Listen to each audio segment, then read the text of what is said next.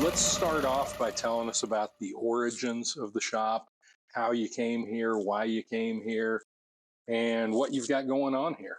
Okay, so I took up quilting probably about 15 years ago, and I was mortified. My mother wanted me to quilt, but I thought that was something old people did. And when I figured out the whole process and learned the whole process, I was all in. So I told my husband I wanted to open a quilt shop, and he told me I had to go get a part-time job.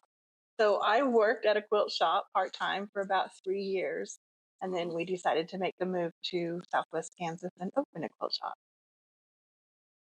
So, what brought you to Elkhart? My husband was born and raised here. Okay. I grew up on a farm halfway between Ness City and Hayes. We met at college and raised our own kids, lived in Dallas, Fort Worth for about 30 years. Mhm. Then we moved to small town. Gotcha. How did you find this place? Actually, when I first opened, it was June of 2018, and I opened across the street in a different building. I remember that. I was over there for about 18 months. As soon as I opened my shop, we remodeled that building.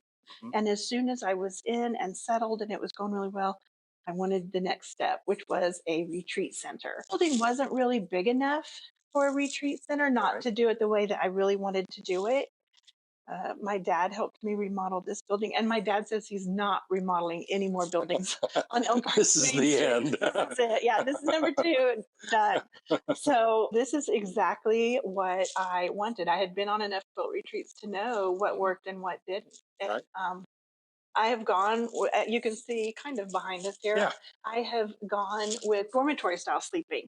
Mhm. In Kansas, if you sell 3 private bedrooms or more, you get into hotel taxes, Ah, which really increases the price right. someone would have to pay. Hmm. My bathroom is the same way. I have toilets and showers behind lockable, closable doors, Hmm. and then a bank of sinks. I didn't want somebody tying up a whole Right. bathroom just to brush their teeth or Right. to put their makeup on. But Hmm. you're doing.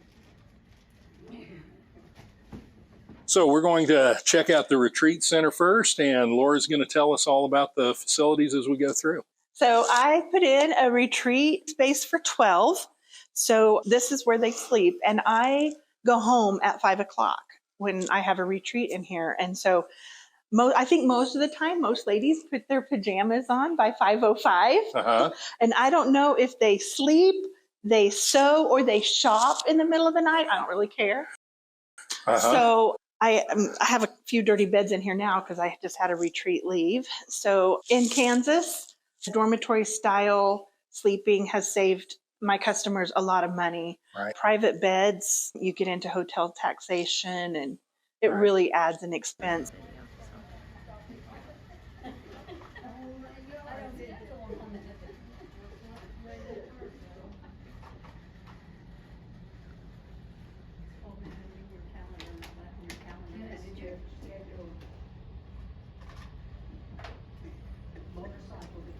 I think the last time I was in this building, it was still a grocery store. Yes. When I was dating my husband, I was in here one time and it was a grocery store. So the legend goes that when this building was built in 1940, it was built as a cooperative grocery store, and the basement was put in as the community bomb shelter. That's a great bit of history to know right there. So there's about 13 inches of rebar reinforced concrete between this floor and the basement. You had a pretty good tornado shelter then too, don't you? No, and interestingly enough, the city asked me to make sure that the ladies that stay here know where the storm shelter is. So Right. I've marked the basement doors. I have a little private dressing room here behind the armoire. Yes. Just curtains. And then the bathroom, I didn't want a door that could slam, so I put a sliding door on because it's a lot quieter. Put a barn door on. I put a barn door on it, yes. Yeah. So in the bathroom here, behind the purple doors are potties. Right. So when somebody comes in and they're in a hurry, I say the purple doors, just go to the purple doors. Those are the potties. Showers and toilets are behind full lockable, closable doors. And then I put in a bank of sinks. This is the bathroom. This is the catch-all room, but I have a pseudo handicap bathroom in here. I don't have the ramp to the shower yet, but I am in the process of getting one. So I've got handicap bars on the toilet, a roll under sink, that kind of thing. And again, a purple door.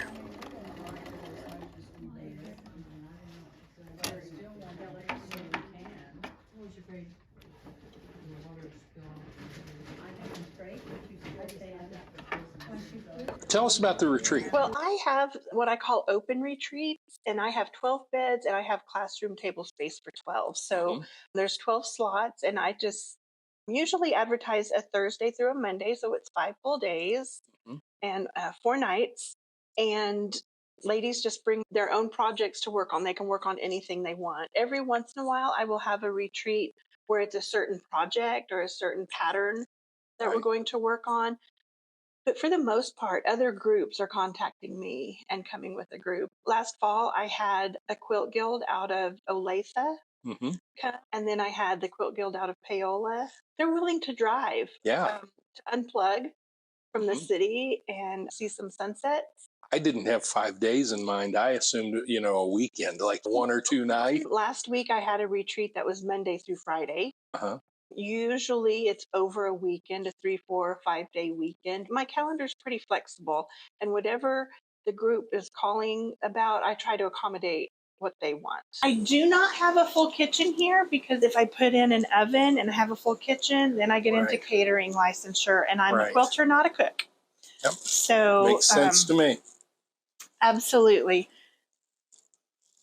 I have crock pots, roasters, microwave, refrigerator. And do some of your groups like bring their own? They do. Yeah, bring their own groceries and Yes, a lot of times they'll eat breakfast in and maybe lunch in, and then they go out in the evening. Or maybe they'll just go have one big lunch and then just graze the rest of the day. I have a TV here, and last Monday I had a retreat going on, and of course it was history and with inauguration, and so the TV was on last Monday for inauguration. Ooh, she's passing up.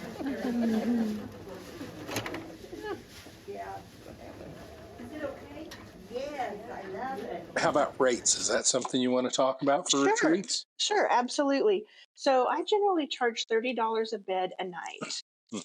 So let's say they come in on Thursday, they're leaving on Monday, that's 4 nights, so it's $120. I provide all of the linens, towels, and sheets, so nobody has to pack their own bedding or anything. But I don't provide meals here. I'm a quilter, not a cook. I get it. And so if I were to cook, because I have beds for sale, then I get into licensure and catering, and I don't want that. I would rather, these groups that come to town, I would rather push them towards our eateries. I always tell groups, I can set you up with a restaurant and they'd be happy to cater something in for you. Help support the local economy that way. And it takes all of us in this town. It really does. So tell us about what's on the walls here. Well, the quilts hanging on the walls are either patterns that I have or the fabric that I have for sale. It's just more welcoming, I think, if people can look at a quilt and see the colors. Like, I really like that. Do you have that pattern? Do you still have that fabric?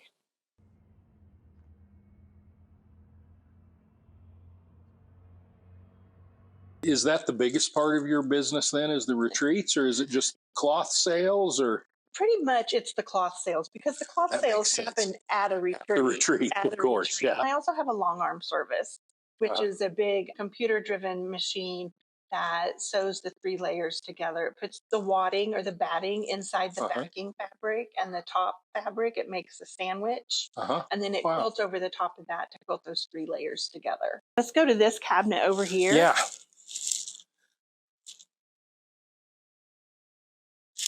So this cabinet is full of the quilts that I'm finished with. I can no longer get the pattern, or I'm completely out of the fabric. I'm done with the shop sample. So they're full quilts, quilted, bound, the whole thing.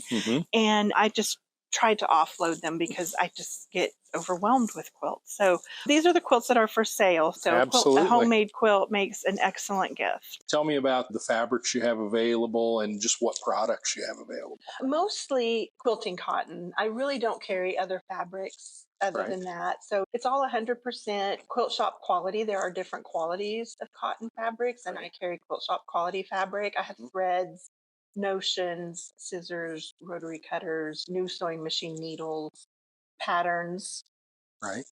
and then the long arm service and the retreat center. That's what I would do. I couldn't get anything with a straight line. Right? So yeah, a specialty ruler with a sharp rotary blade. That's I think a sharp rotary blade and a nice new needle in my sewing machine are my two favorites. So this is what I call my notions wall. I've got new blades for rotary cutters, sharp scissors, things that gadgets. A lot of quilters are gadget girls. Right. So specialty rulers. Yeah. That's what I would need because I can't get anything in a straight line. Right. So yeah, a specialty ruler with a sharp rotary blade. That's, I think, a sharp rotary blade and a nice new needle in my sewing machine are my two favorite notions. Yeah, I can see that. Yeah. Bought the building in November of 2019 and immediately started the retail renovation because Right. I didn't want to be closed. Mm-hmm. And so we got the retail ready. We moved in. And then my husband is the one that did all of the work in the retreat space and Right. in this room. And we were working every evening down here. He was hanging sheetrock. And it was the night that our governor called out fabric shops and told us fabric stores had to close immediately. And I thought, what are we doing here?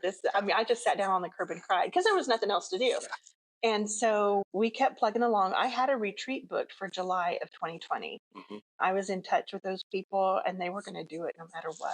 And so we just kept plugging along. But yeah, I opened my retreat center when COVID was going on. And so it really took a couple years for the retreat center to take off. Why fabric stores? I think really she was targeting the big box fabric stores because they weren't necessity. You know, the big box stores like Home Depot for home repairs, those got to stay open. Grocery stores got to stay open. But the specialty shops had to close. And there's nothing really in Joann's that's life and death. And there's really nothing in a Right. quilt shop that's life and death. However, there is mental health there. Yeah, there is. There definitely is.